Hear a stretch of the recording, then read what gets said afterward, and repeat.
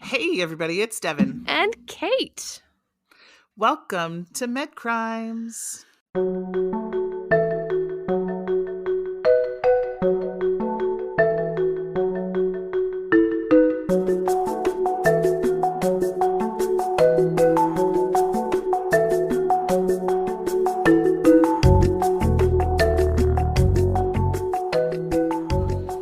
Hi, everyone. What up, y'all? We can't catch a break. We literally can't. Now that Devin is 2 weeks feeling later, well. here we are, remote. I'm feeling so much better. Thank you, everyone, for the well wishes. We got several of them. It was really sweet of you. They worked for Devin. It worked for me, and I just sent all the bad vibes, jujus to Kate. Yeah, now we have COVID in my house again. Me and my daughter both have it, and it's just been gross. So I'm feeling better. I'm doing well. My daughter's doing fine. Somehow the boys in the household have just totally avoided this whole shitstorm. I don't know how they got so lucky. But here we are. Something tells me we're going to be doing a lot of remote podcasts this winter. I mean, at least we have the technology. Thankfully. Could be worse. I miss you. I mean, I miss you this too. This is not cool. I feel like miss you. I feel like our vibe is best when we're side by side and just like feeding off of each other's crazy energy. The internet messes with our osmosis. I mean, it does. So it does. I definitely cannot absorb things, and she cannot absorb my stories more as effectively when she's not close. And the other thing that I've said this before, I'm so thankful that it is a podcast and not a TV show. Oh my God, same. You guys, you should see us right now. You should see us. I mean, it's a literal hot mess. This is a whole thing. Now that this is our third time doing a remote, I think I need a light ring. Essentially, I am literally sitting next to a light and I look like I'm in a closet. So it's because, Devin, the light is behind you and there's just like darkness. Oh, I'm well aware, but when you're sitting on the living room floor and not in a pod lab, it's just so much different. It's not the same experience. How is my basement more well lit than your living room today? That's a great question. It's the damn light ring. Questions.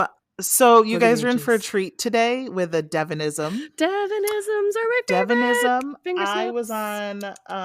I was off from work this week, so I told Kate that there was zero excuse for it not to be my turn. Because zero excuse. I really, I'm not up to par in the podcast writing as Kate is. So this week it was my turn, and there was zero excuse. So you're up for a Devinism today. Congratulations to you all. These are my favorite. They are my favorite, and I love them. And before we start, we do have some Patreons to announce. Yes. Okay. So our first one is Shelly Ty. Welcome, Shelly. Shelly Ty. You are amazing. Thank you so much for joining our lovely family of Patreons. So secondly, we have Lisa Atkins. Welcome, Lisa. Welcome, Lisa and Shelly. We love you both so much. You guys are like, remember from Lord of the Rings, they have those Ent things, which are like trees, but they're awesome and they're like alive and they walk and talk and they're like super wise and they're awesome and they know everything. That's what you guys are. You guys are not Ents. Like the apple throwing trees in the Wizard of Oz. No, fuck that. They're completely different. They're Ents because they're wise and mischievous and they win wars. I just totally shared my nerdiness with all of you. That is perfectly appropriate. You're welcome. It's perfectly appropriate. You guys are Ents. Before we get into the story, we will get there. But I wanted to just say we're a true crime podcast. It's medical, which makes us unique, but it's still true crime essentially. So there's a lot of downers, and I had a feel good moment today, and I just want to share it. I love It was really, really sweet. So my husband and I have lived in our house for almost 5.5 years. We bought the house. We never got to meet previous owners. Obviously, you don't really interact with them much, but you would think you'd meet them at a closing. We didn't get to do that either. The seller was a son of this elderly woman who goes by the name of Lottie. We never got to meet Lottie. We never got to meet the son. He had signed the paperwork prior to the closing. So we never got to meet anybody. And everybody in town, when we meet new people, they're like, "Oh, you live in Lottie's house."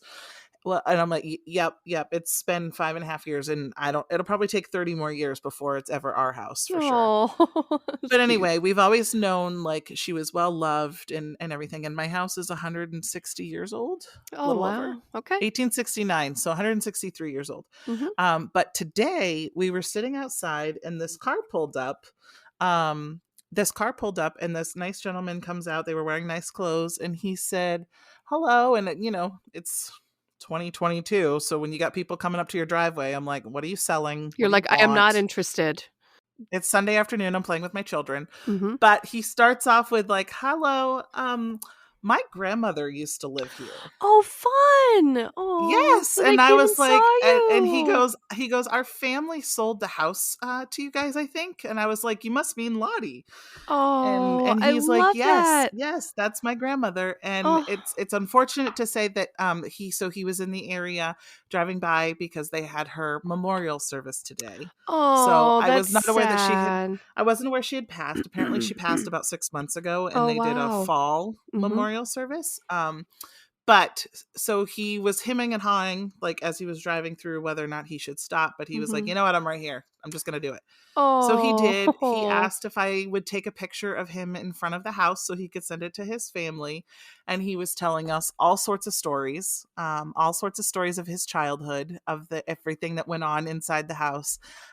So it was really, really cool. It was You really, really know, neat.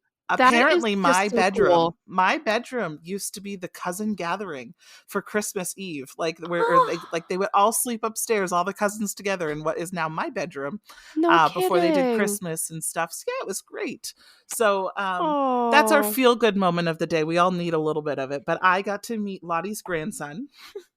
He was very happy to hear that, like, that there's a nice family. Mhm. I told him that prior to us buying the house, we didn't have our children, and he's seen our Yeah. boys outside. And as he Oh. drives off, he sees my kids playing in the leaf pile that's out front. And so he just like got really beatily, kind of geekily excited. And he's like, "Hey, bye, boys." And it was really, really sweet. So I just wanted to share that with everybody because there's like a lot of, the world's poopy. So we I need mean, it some good really stuff. is.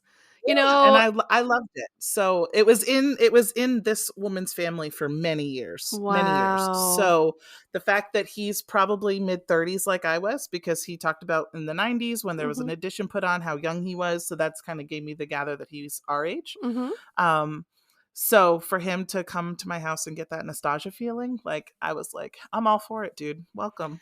You know, that's So, such a cool thing, and we don't always, like, think about, what went on in the houses that we, like, move into, and, mhm, I had a similar, sort of experience when we had listed our house for sale, the house that we were in before we moved into our current home, and, we had sort of friends of friends on Facebook that had lived in the house before that, and mhm, we ended up sort of connecting, and they sent us some very old pictures of what our old house had looked like on the inside before we kinda renovated it, and, like, there was just some these pictures were from, like, the '80s, and there was, like, you should have seen the wallpaper, there was rooster wallpaper, there was, like, these crazy floors, the cabinets were like, everything was just so different, and it just really puts it into time into perspective and how, like, Absolutely. So your I was just thrilled to take the picture of him in front of the house Mhm, with him and I'm assuming it was his girlfriend, but with him and this girl. And he was like, we all just came from the service, and he's like, "I'm going to send this to them right now. I mhm. stopped at grandma's." And I was like, "Well, cool, dude. That's awesome." So, Yeah, yeah, yeah, yeah, it's so cool when that yeah, happens. Good for yeah, you. I'm happy you yeah. had a good Anyway, I experience. hope that made everybody else feel just as good as it made me feel. I loved it. I I mean, we loved it. all feel Okay. good. It's fall time. It's a good time. I love spooky season. I love the fall. I love it. Let's do it. I'm ready. Yeah, I'm let's ready to do it. podcast. So, today we're going to talk about Brryan Stewart. For those of you that do not know who Brryan Stewart is, this story was actually a request way back, probably almost when we first started. I feel like we had this story way back, and we were like, "Okay, we're getting a lot of things with children. We just can't do it right now." But Ugh. so we were just like, "Yeah, we'll get there." And man, this guy is super fun. He's a jerk.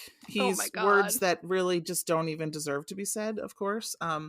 But you know, Anyway, so I'm for ready. anybody that has not heard the story, he is a phlebotomist father who gave his son a death sentence. Ugh. Oh my god, Here we go. I remember hearing about this. Oh my god, this is so horrible. Okay, anyway, go. Take Yep, it away, here we go. Devon. So Brryan Stewart, he was born on October 30th, 1966, from Columbus, Illinois. I don't have a ton of his early childhood. That's just essentially what I have. You're really good at finding the early childhood stuff. Kate, for those that you cannot see, is getting tucked under her hoodie because she's already prepared to be uncomfortable. I'm So tucked in and I'm she's like ready to get tucked in. I'm shriveling into Um, my hoodie and like zipping up and I just like I'm ready. he worked as a phlebotomist at Barnes Hospital in St. Louis, Missouri. For those of you that may not be medical, the phlebotomists are those that work in the lab that will draw your blood. Mhm. And they are really good at what they do, They're better especially than nurses because sometimes at this is hitting what they certain do all veins. day Yeah, long. yeah, I yeah. wouldn't even say sometimes, I'd say often, Yeah. because this is what they do all day long, especially in my setting. We're Mhm. not doing labs 24/7 like they are. They're better than And me at so that. I would want a we get phlebotomist and so not me. excited. We get so excited when the phlebotomist comes through the door because it's like, oh, good, thank Thank you. God. Yes. Um, yes. So his skill was it's mentioned here, and I think it's mentioned just because of how it gets further down the case, but it's mentioned that he was particularly adept and very skilled at using butterfly needles, which is a very small kind of needle that's often used in the military or by doctors to comfort frightened children. It's also used with elderly or those with fragile veins because basically the butterfly needle is really, really, really, really small, so that you don't puncture the vein and then by therefore blowing it and causing a big bruise and not being able to use it. Well, you puncture the And then vein, it right? also helps. But it just is a much smaller hole, right? So it's like less Yes, trauma, right? correct. Yeah. Yes, exactly. Um, and it comes with like these little wings on it to help you hold it and stabilize. Mhm. We use them a lot in my setting because with the elderly, they have frail, fragile skin. Yes, So, definitely. um, so anyway, so he was kind of known in the lab that he was working with that if they were really struggling with a stingy vein, he was the guy that they were going to go get. Oh, so he And was like I've big seen these guns. people. Yeah. Yeah, I've seen these people all the time. I'm typically a hard stick, so it Mhm. was like, you know what? Someone would try me twice, then they'll go get the big gun. So that was him. That So was he was the Brryan. big guns. Yeah. Yep. They did say that he was, even though he was really good at what he could do, they did note that a lot of his coworkers stated that he was strange. There was an edge to him. Oh, okay. So, okay. So he's good at his skill, but he's a little edgy. All right. Um, it was later known as we get further through the story in court testimonies that at work he would be noted to enter areas of the hospital that he shouldn't go into, gave himself access to all kinds of blood. Now, this story takes place in the 90s. Okay. And I don't know, and maybe you know a little bit more than I do, but I don't know the ins and outs of a lab. Do phlebotomists go in past the blood drawing room? So what I will say He is that the place that I work at, I mean, everybody sort of I mean, there's this huge room where all of like the chemistry and blood count machines are that they actually Mhm, run, a lot of the tests on and like you walk through that and then the very front of that is like the registration area, the waiting room and a right. bunch of like draw. Yep. I mean, we all walk through that and then the blood bank is like sort of part of that and then the blood bank testing Okay. is done. So I mean, all of us have very open ready Ins and access to outs. that but Yep. also that's Yep. probably very facility dependent and time dependent. I'm Right. not sure. Right. Um, I would love to see behind the scenes. I don't even think during school I ever saw any. So anyway, those were just things that his coworkers would have noticed, that areas that he shouldn't have been. And So again, we're where talking whatever over it 30 years was, ago. so he was Yeah, like we're in talking places over that he 30 really years shouldn't have ago. been. Yeah. There was suspicion that he would maybe sometimes take too much blood from his patients. Oh, like more than And one vial, like he would like take right, extra if vials. they only needed a vial, he might take two. Oh, And that it was also suspected that he kept vials of blood at home in his freezer. what the fuck. Okay, okay, So red flag right there. We don't yeah, just like just keep wants to have stuff on hand. I we said he don't was edgy. we don't keep blood as like a pet. Like that's not we don't do this. No, no. Oh In his god. personal life, so that's kind of like the snippet of his professional. In his personal life, he met a woman named Jennifer Jackson. He met her in a town of Troy in Missouri in 1990. So, Okay. like I said, like he worked in the lab early 90s, late 80s. Um, Then he meets this lady and uh-huh. okay, Yep. cool. So he was at this point in time part of a training program for the armed services. I Okay. think I read later on it was National Guard. I Oh, might be okay. mistaken and as I get further.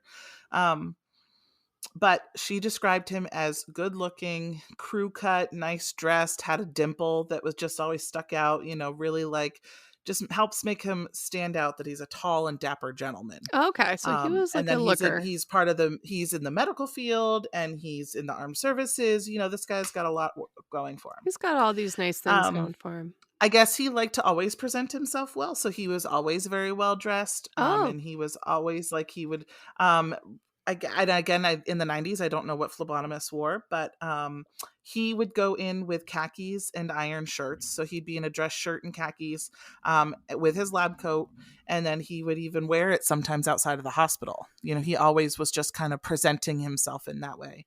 I don't know, oh, what he so was trying to present, if he mm, was trying to be like, I'm in the medical field outside, of the hospital setting, but he was often to seen wearing it when he wasn't working. oh, interesting. So he was Yeah. like he obviously took a lot of pride in his appearance. hmm Okay. Um, so him and Jennifer went on to have a relationship, not super long, but about a year or two. Okay. They said that they were going to get engaged. That never really happened, so they never got married. But she did become pregnant. While she was pregnant, before she was going to give birth, Stewart served during Desert Storm. Oh, he did. So the Okay. yep. So the Desert Storm War was happening during this. Um, so I guess during, like, well, they're kind of like, you hear these stories all the time of a military person who might miss the birth of their child and then they come home after. Yeah, So I yeah, that's guess, typical. yeah. So he Mhm. knew like that his son was coming. Before he went off, he knew that his son was coming. He gave her a framed poem about parenthood, just little Oh, celebratory, like, yeah. um, symbolic things, to recognize that and be a little bit of romantic, Yeah, yeah, before yeah, he's yeah. due to go off. They had conversations about what it might be like to raise a son. They agreed that their son was going to take Brryan's first name, Okay. and they were doing this in case he didn't come back. Like he was going Oh. to, they knew he was having a son, so they decided we're going to give him the name of Brryan so that he's Brryan Stewart as well. He'll have my name in case I don't come back. And, What a conversation that's got to to be, have. Wow. that's what I was just going to You say. know? What a tough conversation to have to have. Yes. Wow. Um, so when she went into labor, he called from the Middle East and he had all these questions. How big is he? What does he weigh? Do Oh, I have a yeah. son? Is he Mhm. here? All of those questions Yeah, that you would imagine that he of would want to course. know, Yeah, all of yeah. those things that he was asking.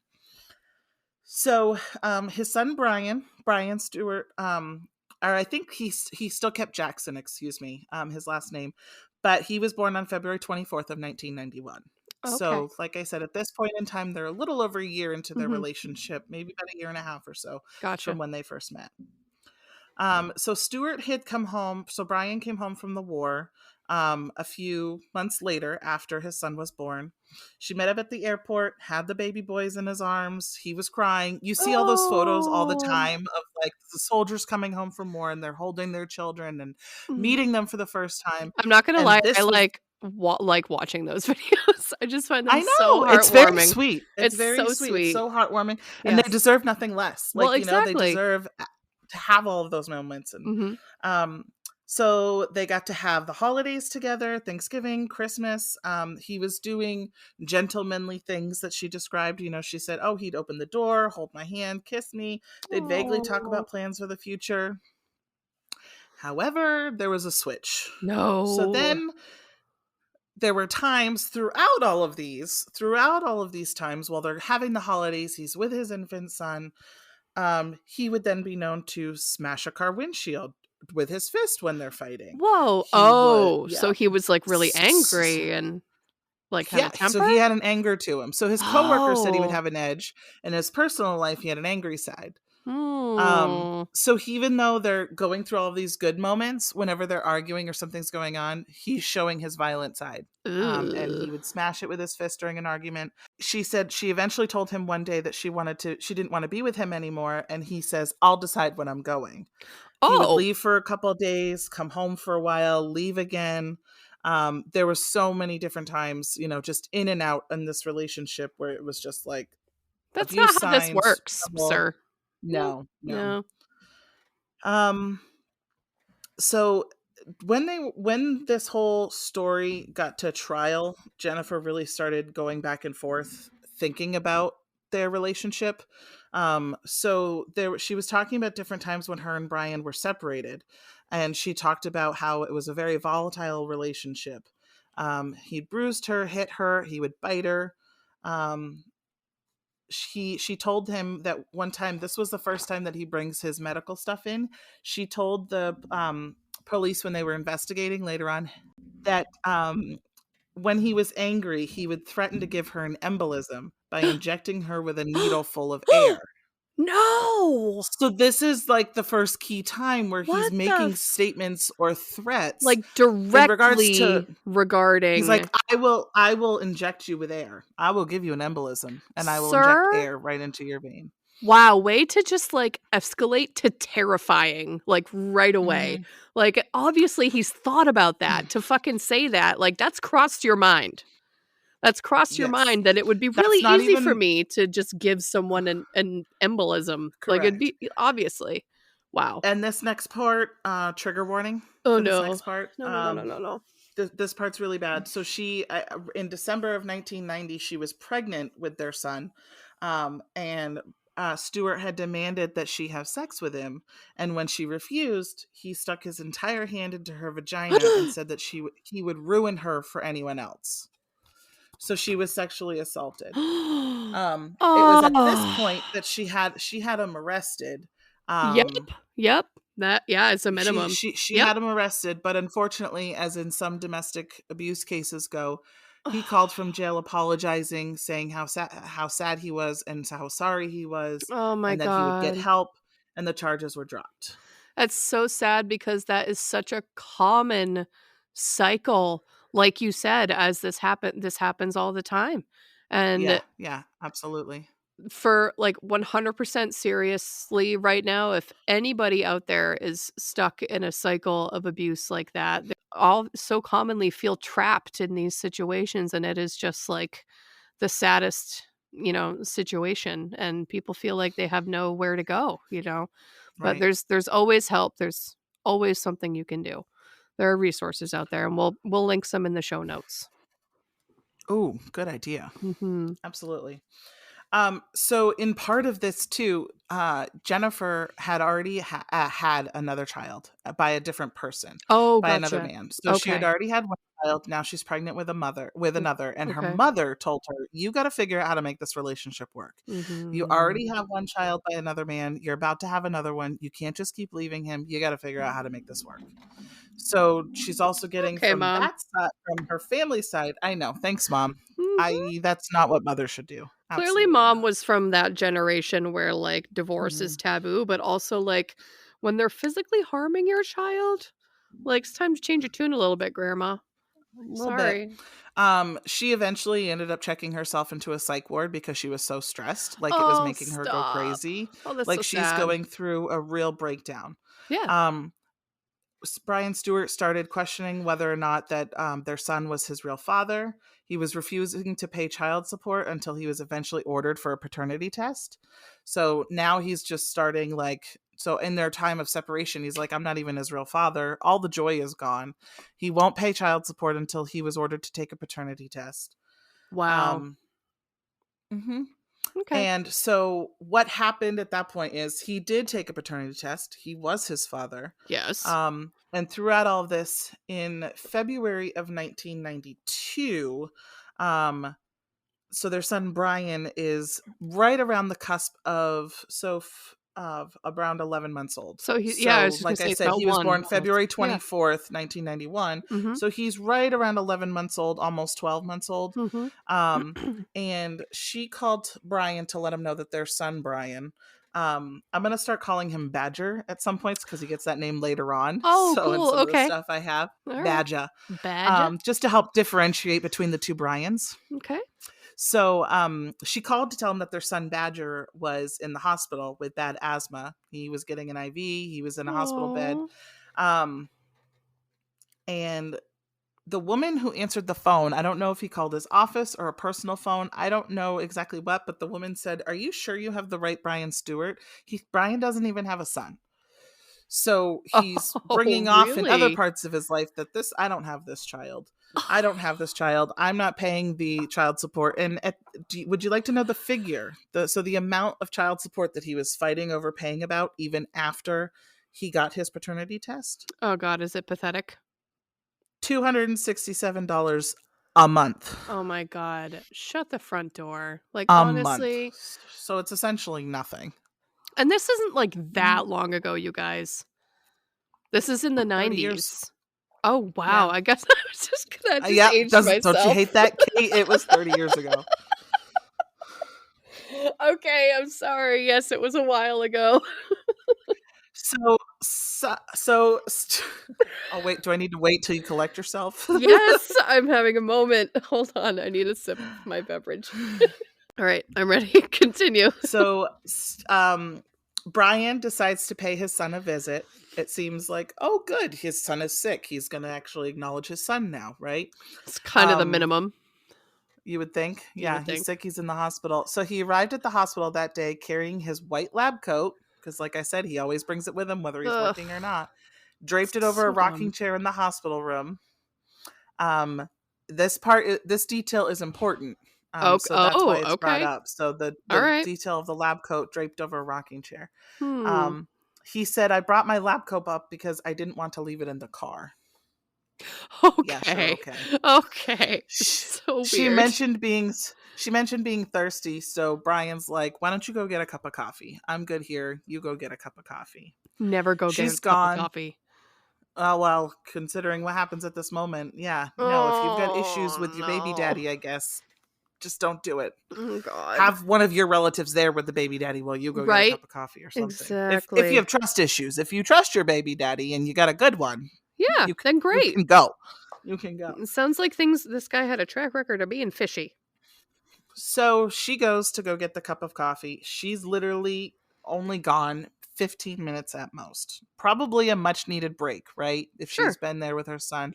Stressful Totally. situation. So when she comes back, Badger is being held in the chair. Badger again is the nickname of their son Right, Brryan. right, right. Um, and so he's holding him in a rocking chair where his lab coat was, and the child is screaming, Oh, nonstop screaming, no.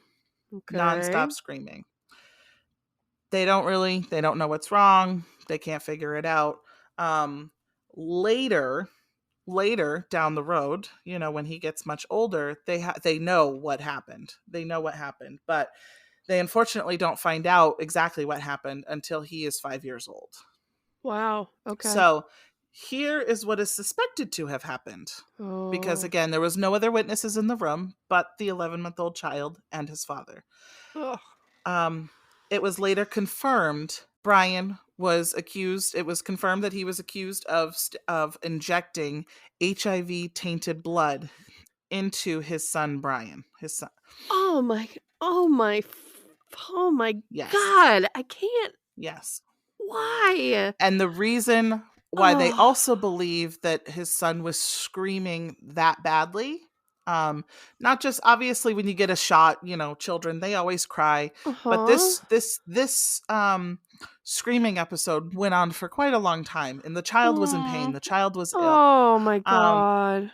it's also confirmed that the blood that was injected into him was an incompatible blood type.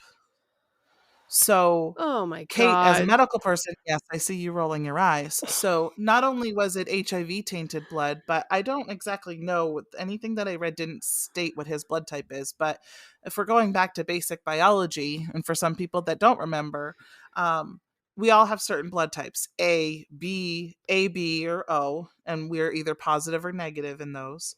and you have to receive a certain blood type that matches. Right. So that's what O negative is all known as the universal donor. If you're in a Mhm. trauma situation or you don't know the person's blood type, anyone, no matter what blood type you are, can receive O negative. Yes. Well, clearly, we can definitely state that the blood that was tainted with HIV was not O negative because it was Mm. not compatible with Brryan's blood. Oh, no. And Oh my so god. I looked up the signs. So this is why when it's such a serious thing when you're giving someone a blood transfusion Mhm. to make sure that the blood is compatible. You do the type and cross. You Yes. have 2 signatures all verifying that this is the right blood for the right patient. Same with the Mhm. medication, but it's even more heightened. Mhm. Um, because the signs of someone receiving blood that is incompatible with theirs, and why you have to do vitals every so often, and why you Mhm. have to monitor the patient for the first time they're getting their transfusion. So what can happen? You can start seeing signs or symptoms um, of a reaction with only 5 to 10 mLs. So Mhm. it does not take a lot of blood. So Literally drops. Yeah. probably what is in a vial, right? Mhm. Probably what is in a Vacutainer or Just about, something, or yeah. whatever, a syringe, whatever he had. It only takes 5 to 10 mLs for someone to receive, if they've gotten an incompatible blood type, to start getting acutely ill. Mm. You can start feeling, for adults, you have this feeling of apprehension or something that's wrong, but Mhm. physical signs are flushing, chills, pain at the puncture site, myalgia, nausea, abdominal pain, flank pain, chest pain, shortness of breath or respiratory distress, fever, hypo or hypotension, and tachycardia. So it's like a So systemic all immune sorts of response. Yeah. exactly. Your Mhm. body is like in this heightened state of Mhm. what the hell is happening. Yes. It's like rejecting, when you talk Yeah. about, like, with transplants, you have to have the right tissue type, the right blood type, but the body could still reject it, even everything's a perfect match. Mhm. Well, this is not even a perfect match, and so the Right. body instantly is rejecting it. So that seems to describe the screaming and what was going on with the child at that point in Oh time because of god, that poor because kid. of the injection his father gave him. Mhm. But unfortunately, because he was alone in the room with his son, nobody knew things until years later. Right. Oh god, So that's here's what happened. my heart, like, literally breaks for this kid who just is, like, so innocent in all of this. Of Yeah, course, you know he's what an I mean? 11-month-old. He's He's absolutely. he's a literal baby. Who could Mhm. ever just look at a literal innocent baby who's never had a negative thought in his life and just decide that I'm gonna make this kid's life, you know, really difficult. Really difficult. So 4 years later 4 years later, so now Brryan Jr., the little one, is almost 5. Um, Detective Kevin Wilson gets a call from Division of Family Services, and he gets a call stating that a child is dying from complications of HIV. But he had no known risk factors to have acquired the virus. All they know is Okay. the child is acutely ill from this virus. He's significantly sick, He's, like, but at a they have no crisis. idea how he got it. Yeah, Okay. he meets Oh none my of the risk god. factors.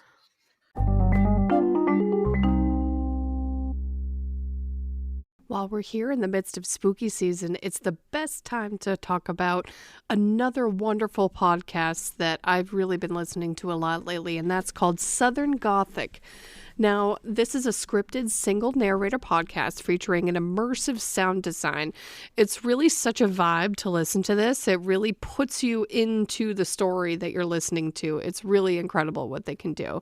It explores Southern stories from the intersection of history, true crime, and folklore. In addition, they were a finalist of Paranormality Magazine's Best Ghost Stories podcast 2 years running in 2021 and 2022, which is super cool. Southern Gothic is produced by siblings Brryan and Brandon Schexenheider.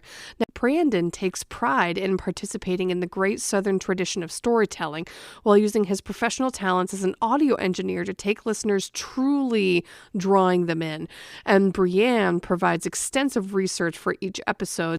Some of the reviews include, quote, a podcast that comes alive, the use of sound is superb, and editing is incredible, end quote. And I can personally attest to that first one. Another one is, quote, "Why wasn't history class this interesting? Brandon thoroughly researches in depth and breadth his topics. Dramatic professional presentation with top-notch music. We want more and more," end quote. Some popular episodes include everything from America's most infamous hauntings to unknown local tales that have never been heard outside their primary region. Including the mystery of the Confederate submarine H.L. Huntley, the birth of a city, New Orleans, the Greenbrier Ghost, which I've listened to that one. It is incredible. It really draws you in, as well as the ghosts of Myrtle's Plantation. Search Southern Gothic wherever you get your podcasts and hit subscribe today.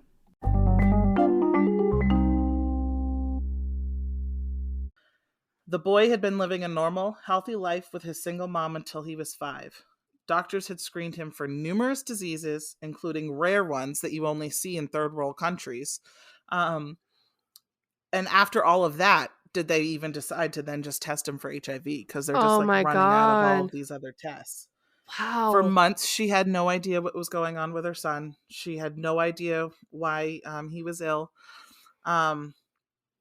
She then, thinking back, once she gets the diagnosis, she's thinking back to a terrible fight that she had had with her ex, Brryan Stewart. So now that she's got the diagnosis, and after months of not knowing what was wrong with her son, she's like, you know what? Wait a minute. She remembers when her son was an infant, he said, "When I leave you, I'm going to leave for good, and I don't leave any loose ends or ties behind." And trust me, you won't need to look me up for child support anyway, because your son's not going to live that long. His words. No. His exact words. Shut the front door. He said that? And she says, "What are you talking about? What do you even mean?" Right? She's flipping out as a mother. And he says, "Don't worry about it. Don't worry about it. I just know that your son is not going to live to see the age of 5. Cool. You say that to me, and when I don't know what the hell's going on, guess what? I'm gonna fucking grab you by the hair and drag you back in this house, and you're gonna explain to me right now what you mean, or I will skin you alive. What the fuck? Yep. How Here he is. His son is acutely ill at 5 years old. So not only here's the real problem. And I think I get to this. It is all a problem. But here's what's even worse. And I think I get to it later on, but I want to say it now. So when they finally test him, and they're testing him for all these things, they see that he has the HIV virus. But because he went 5 years with the virus with no known diagnosis no treatments, they diagnosed him at 5 years old with full-blown AIDS. Oh, God. Full-blown AIDS. Oh. Yeah. That's why he knew his son was not going to live till he was more, past 5 years old. That is what a fucker. So heartbreaking. I know people don't like sometimes when we use this language, but I'm telling you, this guy's a fucker. Get this guy a nice gold, like one of those nice gold name tags, like with the gold bar, and just have it engraved, like in big, bold letters. Right on the gold there, it just will say fucker. And then he can just pin it right to his little fucking lab coat. That's his scarlet letter. Fuck that guy. Yeah. So this was also, again, in the 90s. So he's only 5 years old. So we're in 97, right around 1997. And HIV AIDS was still a relatively new disease. It was not that old. This was only in the 80s that it... I was going to say in the 70s, early 80s. So there was still a lot of skepticism around it. There was still a lot of stigma. They feel like they knew how it was transmitted, but were there others that they just hadn't known yet? Right. So there was just all of these things. Detective Wilson happened to had been a paramedic at one point in time. He was familiar with transmission of HIV, so he had some education about it rather than just public speculation. Right. He was educated on the subject matter. He was probably worlds ahead of like where the media was with this stuff. Absolutely. So while he's doing his investigation of how a 5-year-old has full-blown AIDS, he's interviewing family members, friends, former babysitters, anyone that the child had contact with, doctors, the pediatrician. It was actually part of his investigation. He was able to administer blood tests to more than 30 people who had been around Brryan in the prior 6 years of his life, or Oh, prior 5 years. So, just common people, the close family, those that had, like direct physical contact with him. correct. Yeah. Let's do your aunts and uncles, your grandparents, babysitters, your doctor. However, could have this blood gotten into you? Because they had no idea. Yeah. They knew Jennifer, the mother, did not have the virus, Right. and they knew when he was a baby, he did not have the virus. Right. So they're just trying to figure out, how did this go undetected for so long? None of those people were infected. None of those 30 people did he do the blood tests from was infected. He knew, as part of his investigation, and talking with Jennifer, and really just doing all of his detective work that he's supposed to do, he knew that Brryan Stewart, the father, had access to HIV tainted blood because of his profession. He had knowledge as a phlebotomist, and he had motive of not wanting to pay that darn $267 a month in child support. Wow. Yeah. That is So he's that is starting. wild. Absolutely. So he's starting to build a case against this man. So he's got this idea in his head of building the case that when Stewart, when he was in the room with his son, room 238 of the hospital in 1992, he had to have injected his son with HIV using a butterfly needle, which was connected by a tiny hose to a vial of infected blood that he'd taken from his work and put in a deep pocket of his white lab coat. Now, this obviously, a lot of this is speculation. Mhm. He's just trying to build the case. Does he have proof? And that the whole reason that Brryan had gone into the hemolytic reaction and that episode of screaming was because of the incompatible blood. That Right. that that it was that what he is suspecting to have happened would have led to the reaction that the child had. Right. So this is how he's trying to build that case. I see. He takes Stewart in for questioning. He barely spoke a word within 8 hours of interrogation. All he did was stare at the wall. The detective said that Brryan was acting like he felt that no one was smart enough to convict him. The detective said to him, "Your son Wow. has this terrible sickness, and there's no logical explanation.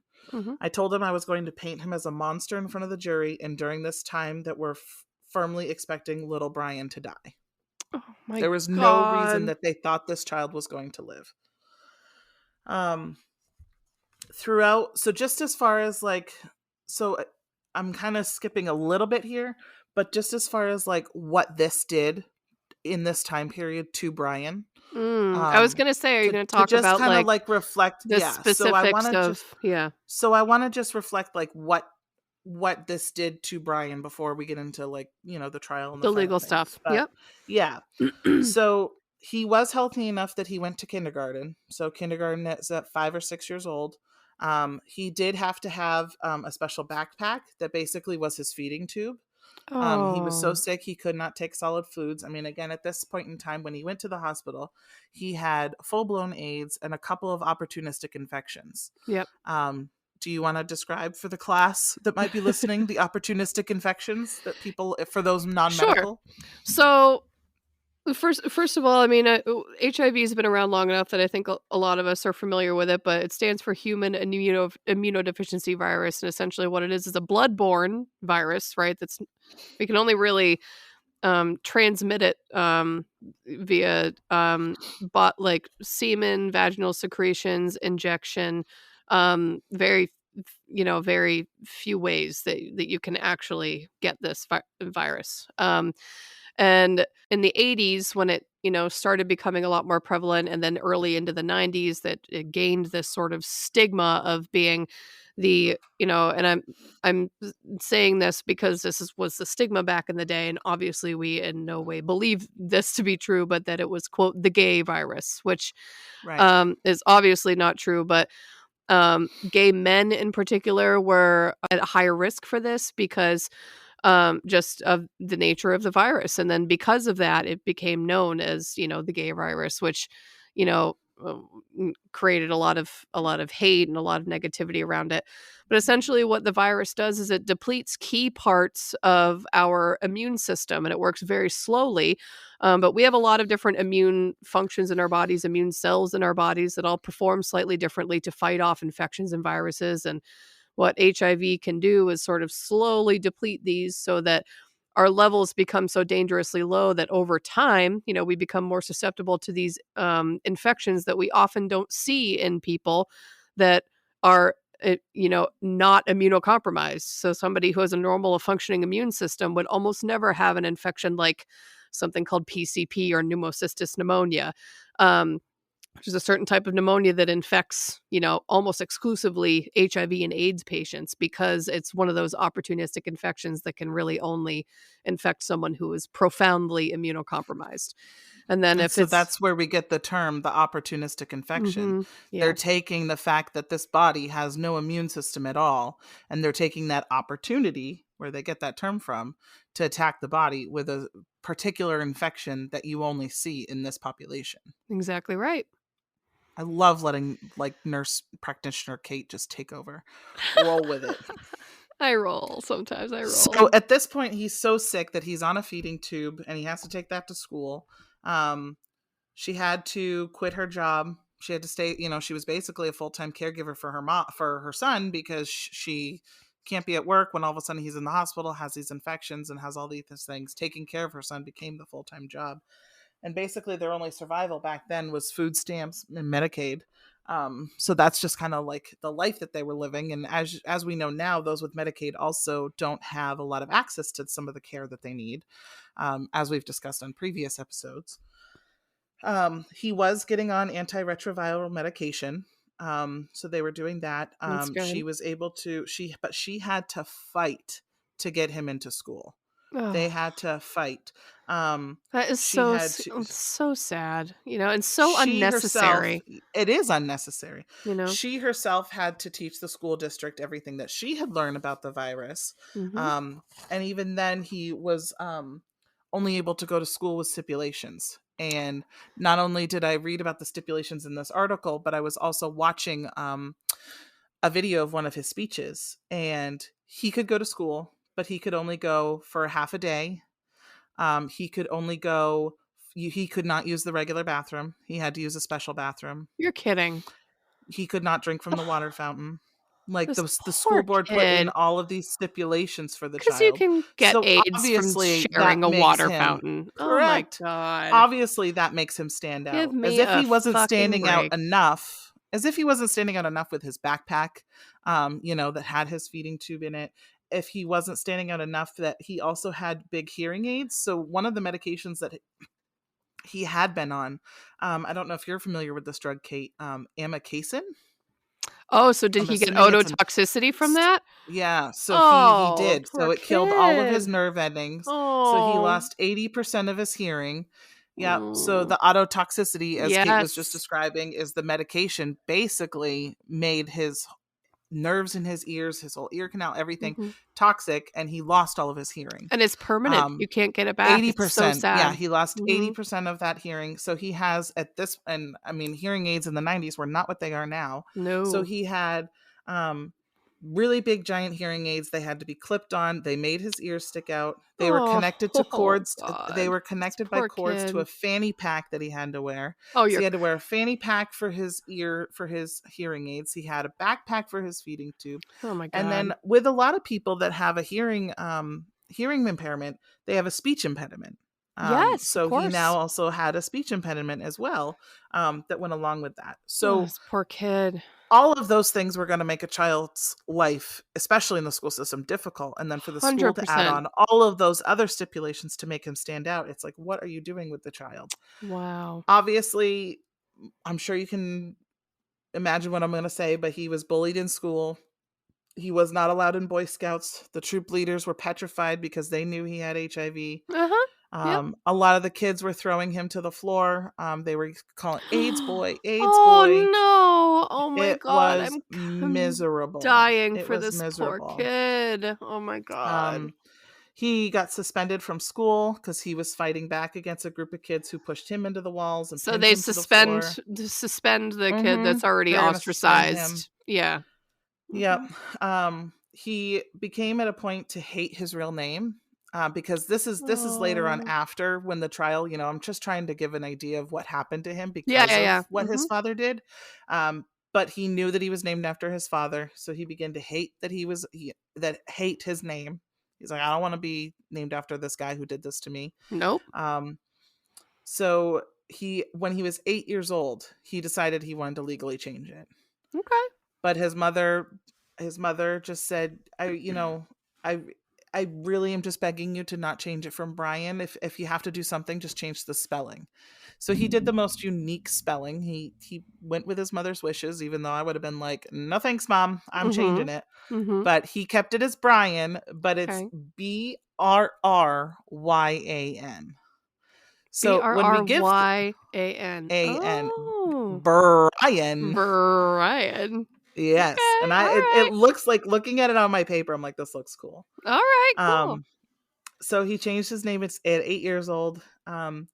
When he was in the ninth grade, his viral load became detectable again. He was sleeping 20 hours a day. He was so Oh. sick. Um, there was often times that he wished he would die. So Oh, that's god. just kinda like and he's having suicidal Oh, that's thoughts. so sad. Um, so this is just what happened, what it did to him, right? Yeah. Like, this is his psyche, this is how he had to grow up. Yes. Forget all the medical complications that he had along with it, but this is what it's affecting his psyche and his life and how he has to figure out in society how to live Oh my god. with what his father did. Um, so in 1998, December of 1998, this is when the trial began. So at this point, his son's about 7. Okay. So it was in 96 that he was diagnosed. So then they went through the whole investigation, did the trial in 1998. Mhm. Um, this also brought up as, they're trying to present a case because like I said, I've already said this before and we've had this in many other episodes with the whole proof thing. Mhm. So Yes. here's what they know. They know that the child has HIV, but they don't know that Brryan actually put it in his arm, right? But they know There that was no he's a witness, but they phlebotomist. know he's got a motive, he's got access to it. So there's all of these things, but how many cases have we done where you have to have the So eyewitness? many, so Janine many. Jones didn't get arrested until someone said, "Oh, I saw her shooting up a needle of some clear fluid." Yeah. Bam, now Even we can, though even though he said to his wife, "Oh, by the way, your Right. child isn't gonna live very long," like, I'm just gonna throw that Well, out there. so I'm just letting you know, like, at this moment in time, we don't have, like, an eyewitness, Right, yeah, right? I see what you mean, So yeah. this is what we're going into trial with. Okay. We don't have an eyewitness. Um, the prosecution brings in his ex-wife. So shortly after splitting with Jennifer, he quickly got married again. It was like a quick marriage, then divorced, almost like a rebound kind of gal. Okay. She also was able to advocate for his domestic issues. Um, so they were married and quickly divorced. And at that short period of time, she also had, so her name was Elizabeth Stolt, and she had 2 protective orders against him. She took the stand Ooh. and was really echoing Jennifer, talking about his abusiveness. He threatened me numerous times while we were married, said that if I ever did anything against him, he had ways of getting rid of people that would never be able to be traced back to him. Oh, So these are really? statements. Do So you? yes. Um, This a guy. colleague a colleague from the National Guard when he was in the service was talking about along the same lines, that they were driving and he made a comment to me that if someone would screw with him, he would inject them with something and they would never even know what hit him. So Wow. he's done this Wow. several times where he's made these statements of threats, also on the domestic abuse end. So we're learning he's just not a good guy. No, I mean, We yeah. may not have an eyewitness, but we are building a case of you making consecutive threats to do something with tainted blood or medical products. And Um, now you have a child who's mysteriously HIV mhm, positive, and nobody has right, any idea how this happened. exactly. Mm. Um, the jury is just looking at him, and he just looks and makes and acts like just like a convincing villain. Hold on, I The gotta detective, Google this guy. I gotta look at him and see what he looks like. God. Okay, anyway, continue. I gotta look at him.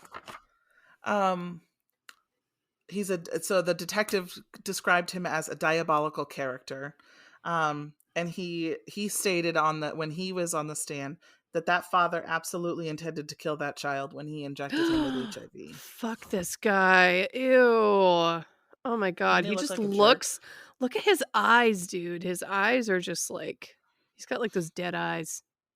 By You the time can't you guys are hearing this podcast, you've seen a picture of him, I'm sure, because we'll posted Mhm. one. But um, so the defense was obviously trying to do their job, their defensive job here, as Mhm. far as like um, trying to give him the Defend. best defense possible, right? They're Yeah. doing their job. A Yeah. lot of us say, "How can you?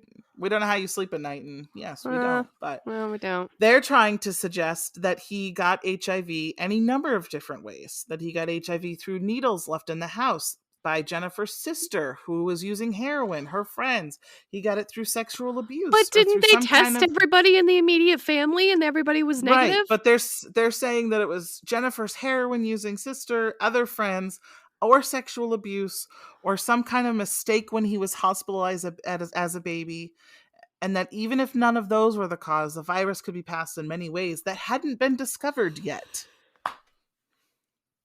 Bullshit. Okay. Whatever. So while they're Okay. looking at Brryan, hearing this monstrosity of a defense Wow. from those lawyers, they're looking at pictures of Brryan, Badger, baby Mhm. Brryan, in wasting stages of illness. He at the Oh. age of so he by the time the trial is there, he's 7 years old. He had fevers, a swollen liver, chronic ear infections, fungus growing under his fingernails. He was on 23 oral medications, Oh my no immune system. god. Remember, That's he not has a full blown AIDS, life. so no. Oh my During one of god. his many hospitalizations, he actually was so sick that he had flatlined twice. And he was so bad that the doctors even told his mother, like, you should prepare yourself that if this happens, like, again, we may not be able to bring him back, or you may choose to not want to Wow. bring him back. They actually advised her to prepare for his funeral. She ended up picking out a little white suit for him. Like, she was planning his funeral Stop because it. he was so sick. Dude, can you Yep. imagine as a mom Hmm. going through that? No, I Oh my can't imagine. god. No way. Forget it. No, absolutely not. And let's too So, say that HIV is no longer, the death sentence that it used to be. Medicine has come a absolutely long not. way. And, Oh, completely. these days you can, as long as you take, the medications that are on the market right now, as long as you follow that plan and don't miss doses, I mean, people can live with undetectable viral loads for years and years and years and years and Absolutely. years. Absolutely. Um, so he, this is so that basically the jury is looking at Brryan, Father Brryan, and Mhm. then they're looking at these pictures of this child who can't be there. He was not there. He was only God, no. 7. He He's was sick. he's He was not there. Obviously, this is like, oh my goodness. I can't, it's overwhelming to think about. I He can't imagine being part of this trial. This is ridiculous. the prosecutors were stating that in all of their investigations and all of their discovery, there was no signs of sexual abuse. Mhm. Jennifer's sister and her friends were HIV negative, Mhm. and Yep. all of Bryan's blood samples from before February of 1992. So Mhm. all of the things that the defense was trying to bring up, the prosecution then came back with no, no, Good. no. Good. Good. So the Boom. prosecutor, Ross Bueller, and this was kind of like, it kind of Bueller. ties in what I said in the beginning. Yes, Bueller. It could be Bueller. I don't Sorry. know, but we're going to call him Bueller. Bueller. In his closing statements, he said this, which kind of wraps up like what I said in the beginning too. I'm like, well, we don't have like actual physical proof, but Right. circumstantial evidence is like a rope. The Mhm. number of strings come together and all come together. They're very, very strong. It is a Mhm. very strong rope that bears the weight of conviction. And when he did this, he reached into his suit pocket and pulled out something and he held it in the air, something almost too small to see. And it was a butterfly needle. So he was Mm. being very dramatic to show that you could just pull it out of your pocket, and this is what Mhm. he used and how small it is. And so he's saying that, and so he's admitting here, which again, I don't know if in 2022 it would fly, but he's admitting and he's using this word in his closing statement saying circumstantial evidence Mhm. is like a rope. Mhm. So even though we don't have proof, but when you add all of these strings together, It that rope is makes a so super very, strong. very convincing. Yes. Yes. So again, they are also bringing statements in the courtroom. So Brryan wasn't there, but his mother, and I don't know how she did this. His mother wrote statements that Brryan had written. Or excuse me, she read statements that her Oh, son I see. Brryan had written, Okay. who was just a little boy, 7 years old. Mm. Why did he do such a bad thing to me? I think he shouldn't ever be out of jail. He shouldn't have done this. Why can't he say he's sorry? Oh my gosh. Hmm. Oh my god, kids are just so simple sometimes in the way they But think it's about true. things. You don't have to get so complicated. Just be so No! simplistic too. And Why can't you he's not say even you're acting. sorry? Because that's all we say to our Yes. kids when so Just and say you so throws the sorry. ball, just say you're sorry, and it's just Hmm. God, kids are just so pure and simple and wholesome. Oh my god, my heart is, like, Um, aching for this kid. it's awful. It's awful. Oh So god. the trial went on. The trial went on for 6 days. And throughout that time, Brryan Stewart never said a word. He never Wow. said a word during it. Yeah. Yeah, Um, he's done enough. yeah. Hate this guy. So I think Smug it's bastard. important to state here though that he even though so I never actually said what he was charged with. Ooh, right, Go okay. leave it to me. I never said that. So basically he was able or eligible to be charged with attempted murder Oh, or first degree assault.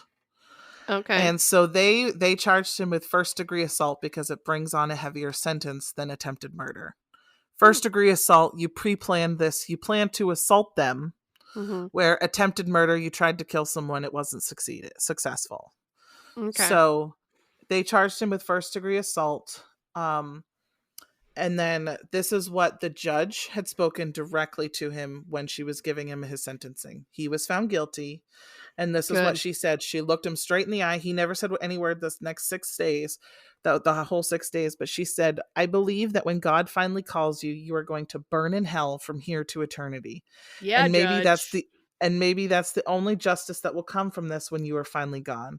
My Good. thought is that injecting an infant child with the AIDS virus really puts you in the same category as a war criminal, as the worst war criminal. Mhm. The maximum I can do with you is life in prison. I don't really think that is a fair sentence, not with what your son is going to have to go through. He is going to die. We all know that. Mhm. So, because they went with the first degree assault, he was able to go to have I think it was like 10 years up to life in prison. Okay. Whereas the attempted murder, it was a lesser charge, not a life in prison max sentencing. So that's why they went with the first degree assault. I gotcha. Okay. So he did get a sentence of life in prison with the eligibility of parole. Okay. So that was a possibility, but um he is still in prison. He has not been paroled. Yay! So this has been Good. since 1998. He can rot in there.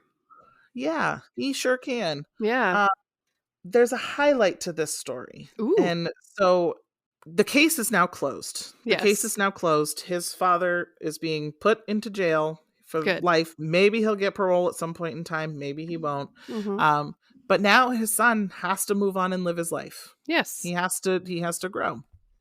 Um, he got the nickname Badger that I had been bringing up a couple times. He got Mhm. that at a camp in Nebraska called Camp Oh, Kindle, and it was a Camp retreat for kids with Kindle. HIV. Oh, And so because good. he was in a place for the first time in his life where he was not the only one with HIV, he like finally started to gain confidence in himself. He wasn't an outcast there. Um Oh, and then he kind of realized that the way he encountered HIV, he had a story to tell. So, a lot of the other kids kind of got HIV through the normal risk factors from their sure. parents, what Mhm. sexual abuse, all the other Yeah. ways that you could potentially get it. But Mhm. his was criminal and unique, and Yeah, yeah, yeah. um, so he realized that by the end of high school, he had that he had a story to tell, and because he kept telling this story, he kind of became a little bit of a minor celebrity. Oh, Um, He started to bring he started a corporation that I'll get to shortly. But he started to do a lot of public speaking. He started to do a lot of public speaking, which, remember, he also had a speech impediment. So that was really Mhm. huge for him. Good for him. Um, so he was first appearing in and around St. Charles, which is where he lived, made the rounds on local TV. But throughout high school, he eventually started traveling to 25 states. So he was getting around like as a young kid. Mhm. He was actually, this part's kind of cool. In 2009, so 13 years ago, so he's Mhm. in his early 20s. He was actually at a black ball in New York, where Alicia Keys was doing something, Oh, yeah. So, right? like a Like black tie a black tie event, I'm event. assuming. Okay. Yeah. He actually found himself to be sitting at a table with the one and only Samuel L. Jackson. He gets kind of quirky. Yeah. Badger, Brryan, gets kind of quirky and starts to make a lot of weird jokes in his adulthood. Mhm. So he decided to break the ice and say, Mr. Jackson, nice to meet you. I'm Mr. Jackson.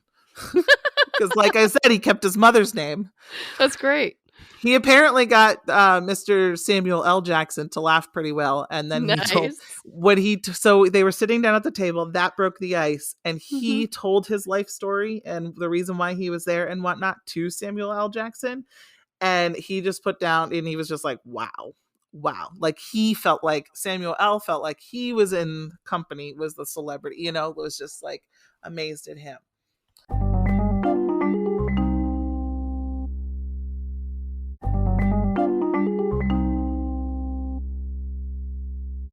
With all of this Wow. and all of his Good for speeches and him. getting out there, he's getting more and more confidence. He started and he came up with this term. He came up with this term. So in all of the confidence that he's starting to build that he didn't have as a child, Mhm. he's bringing himself, he's starting to execute this like nonchalant, cool style. And so he labeled the style Badger Swagger. He And so he's sounds like, like that's such a his thing. goofball. Like, he I sounds got like this he's just so funny. I listening to some of his things, I'm like, I want to be your friend. So I he's got know, I do this. too. That's like he's goofy. He gave it a social media hashtag when he does something silly and That he's is doing something so purposely funny. silly. He'll just put Ugh. hashtag Badger Swagger. I I literally love that so much. Like, I love, love, love this guy. I love him. Yeah.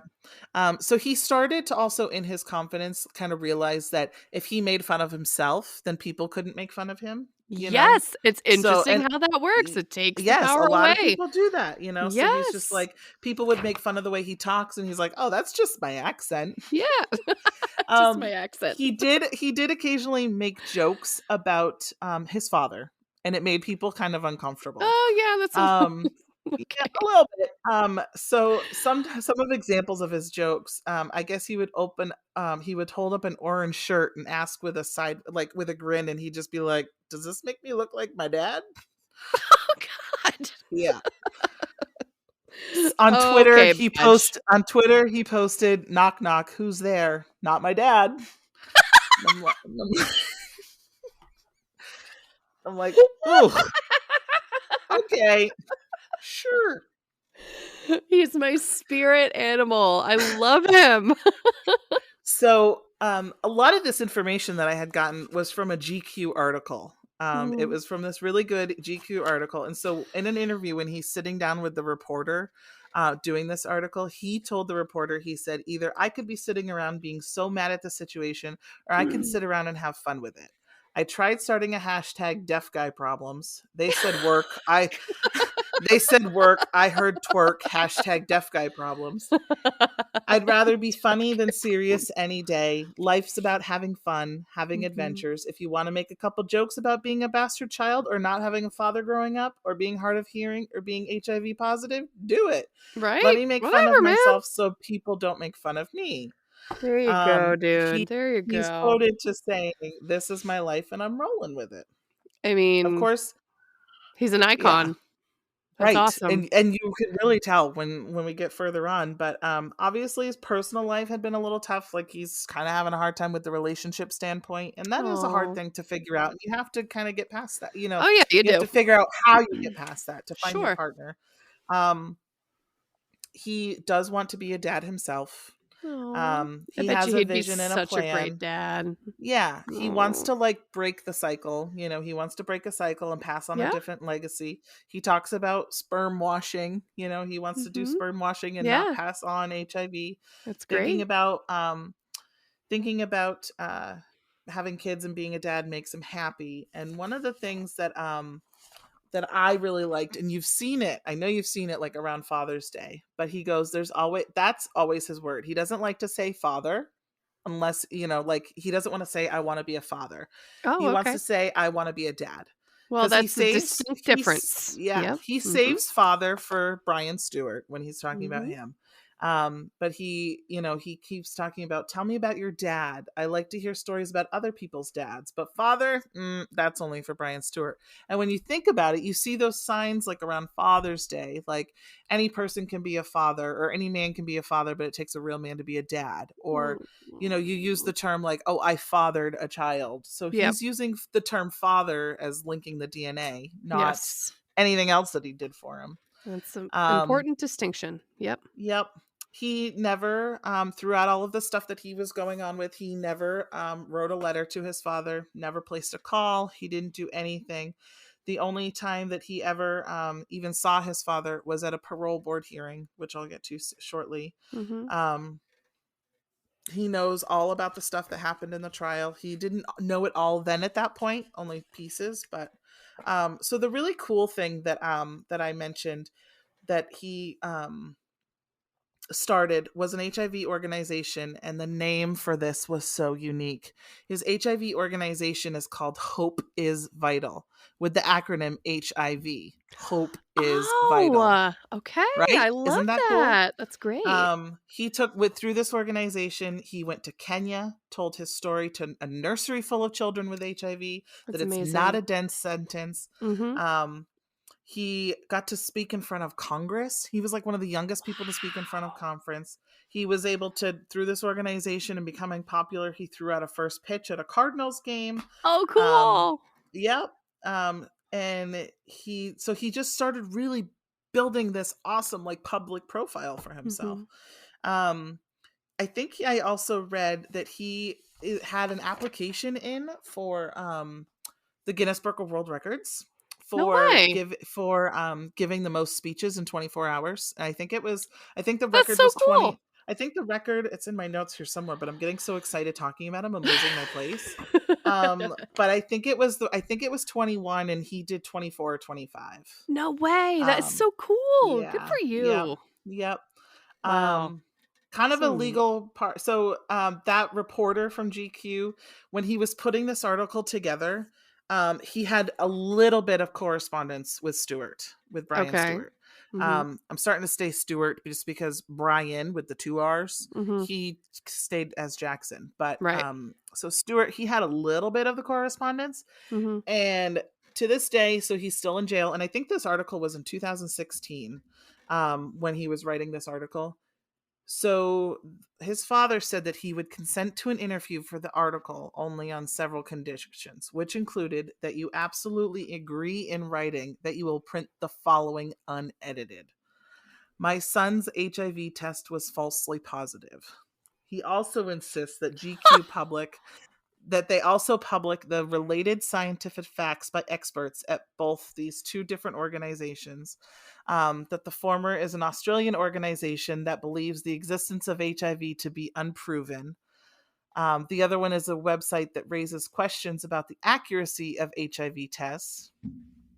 And that was from a company whose, most interestingly enough, it was founded by an AIDS denialist Uh-huh. who died of 2008 of AIDS, of an AIDS related illness, Okay. and I whose don't behoove daughter who anybody, like, dying, but, like, that's a little uh poetic, just, like, a little poetic. right, you're a denialist and this is what you die of. Mhm. Um, and to this day, in 2017, 2018, that's what I have as far as the most recent to this day.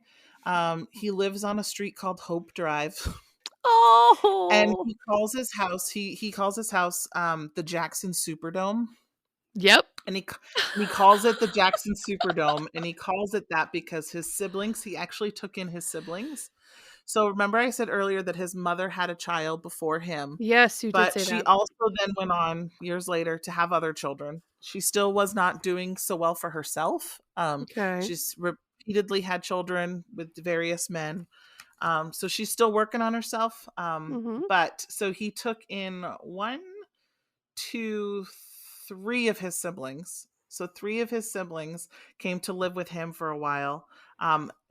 His mother was completely fine with that. He wanted them to be in a better school district. She was still ins and outs of dealing with men that were not good for her. So they were not good for her children. Oh, And okay. Brryan was really starting to do very well and was just like, I want you to see what your brother's doing. She's very Mm. supportive of Brryan. She's making her own poor choices still at this point in time, but she's Mhm. still 100% like the best advocate for her son. Well, I mean, that's what you Um, can ask. mhm.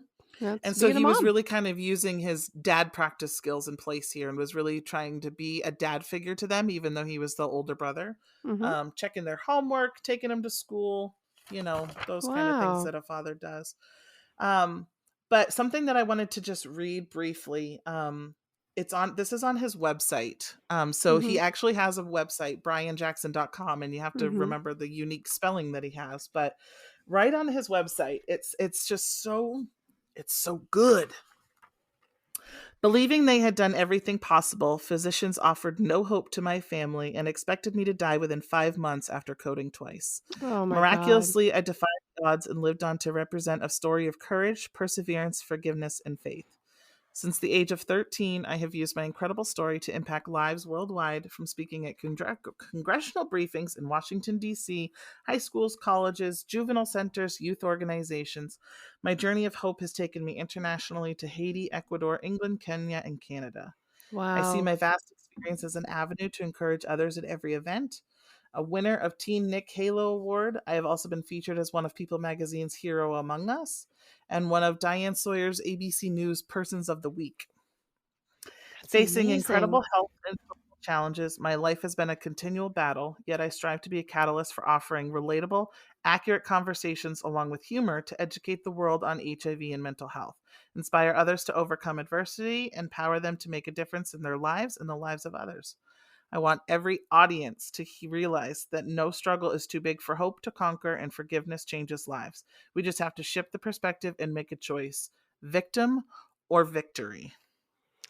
Well, Isn't that that's like incredible? exactly because I mean, the entire world was against this kid.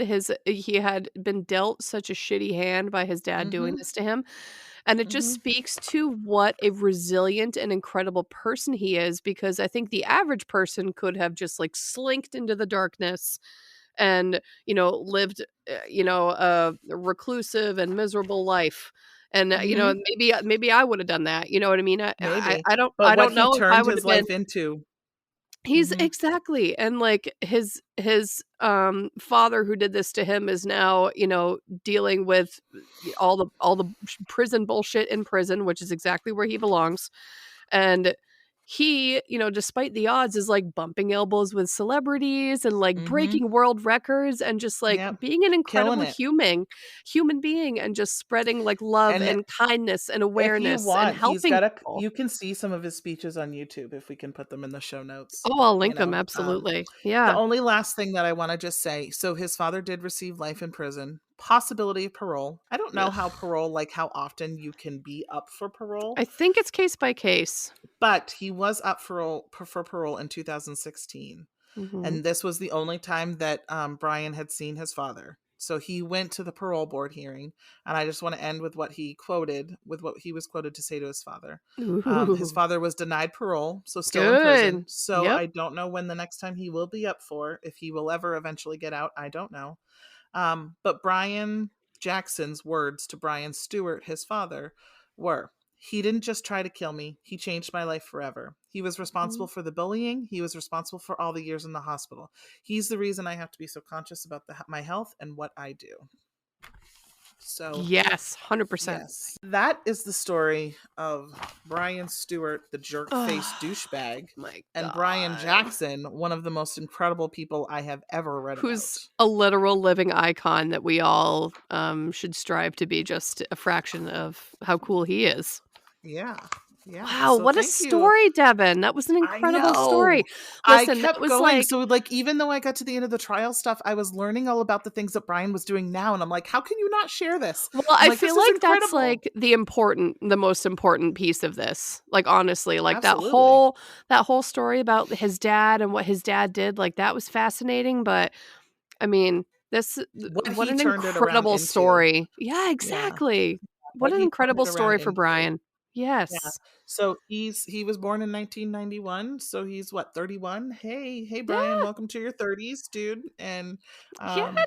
he's killing it. He's killing it. He And is he's a prime example literally of living with this disease. I mean, at 5 years old, Mhm. 26 years ago, full-blown AIDS, and he's still killing it. Yes. So, it's Literally phenomenal. killing it. Good for It's him. phenomenal. So, yeah, it's incredible. So, Ugh. thank you everybody for listening. Mhm. Did we want to make that announcement real quick? Yeah, let's do it. Go Yeah. for it, Devin. Okay. So Kate and I do have a brief announcement. We don't have details yet, but Nope. we want to let everybody in on it, just in case you want to join because it's not too late. So our 1 year Med Crimes podcast anniversary is coming It's up. coming up. Kate and I started recording right after Halloween. We did. So we did. So we're turning 1. Yay! Yay, we're So one. Kate and I have decided that in celebration of our 1 year anniversary, we are going to Hmm. be doing a Patreon party. Patreon party. Boom! Patreon Woohoo! party. So for all of our Patreons, you will be invited to, it doesn't matter if you became a Patreon last week or right from the very beginning, all of our Patreons will be getting an invitation to a Zoom link party where we'll Woohoo! just spend 45 minutes to an hour with each other, hanging out, Q&A, whatever, just having an awesome time. So just a little fun way for our Patreons for us to say thank you and to get to know each and every one of you a little bit more and to have just a little side thing with us. So, It's gonna be amazing.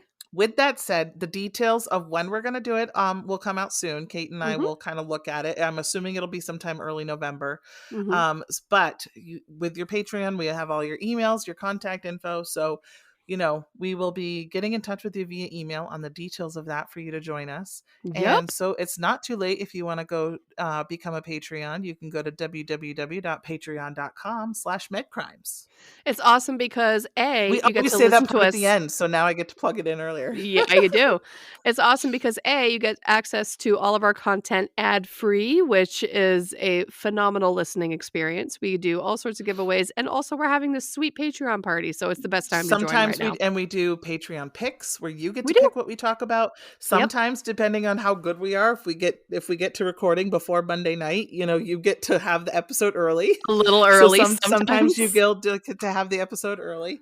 Sorry, we Yeah. can't guarantee all the time. I know, we do try. Um yeah, and then you get swag. Yep. So you Mhm. get swag occasionally, so it's Yep. really fun over here in our Patreon fam. It is fun. We love you guys. We love all of our Patreons, all of our listeners, and keep rating us and reviewing us on whatever platform that you listen to because that's super, super, super helpful. We're Follow loving us on it. socials because that also makes us more discoverable and Thank helps you us for grow. helping us kill it. Really. Yes, you guys are why we do this because we love you all. So, with that said, if you want to check us out on Instagram, look for Med Crimes Podcast. Send us a Twitter at MedCrimesPC. Find us on Facebook at Med by searching Med Crimes Podcast. And we already said the Patreon thing, so I won't say it again. But you can Nope. also email us your crazy stories at medcrimes@gmail.com. Or if you have any stories or if you just want to talk to us or if you just have any questions, we want to just hear from you. Yeah, we do. Thank you all Yeah, we for do. listening. This was a little bit of a long one, but it was good. All right. It was a longy but goody. Stay safe out there, peeps. Toodles. Bye. Bye.